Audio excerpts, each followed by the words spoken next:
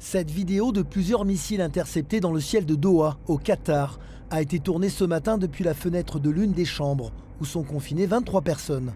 Parmi elles, de jeunes musiciens du conservatoire de Nice et de Cannes, avec leur maman et leurs professeurs. Les enfants sont stressés, il y a quelques secondes de sidération, on bloque en fait, et après on court. On a le souci de tous se rassembler, enfin moi je parle pour les enfants. Et ce que je veux dire, c'est que depuis la grosse attaque de ce matin, voilà, les enfants ne veulent plus se séparer. Ça fait beaucoup de bruit, il y a une très forte détonation.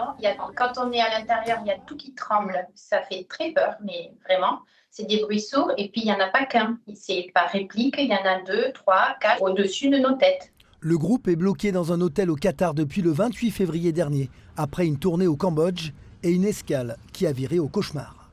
Aidez-nous à sortir d'ici. Exactement. C'est tout. Aidez-nous à sortir d'ici, d'une manière ou d'une autre. On appelle quotidiennement l'ambassade.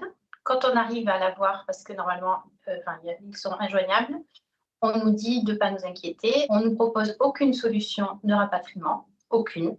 Même pour les personnes vulnérables, parce que nous, il y a des enfants mineurs qui n'ont pas leurs parents dans le groupe. Les seuls avec qui on est en contact et qui s'occupent de nous sont les mairies, particulièrement la mairie de Nice, de Cannes et un petit peu de Grasse aussi. Mais non, l'État est inexistant. Un autre Azuréen est lui aussi bloqué dans un hôtel avec sa compagne.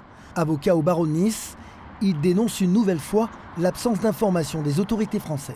Nous, on entend à la télé qu'il y a déjà des gens qui ont été rapatriés. Je vois dans mon hôtel des gens qui sont évacués par leurs ambassades, des gens qui ont des solutions.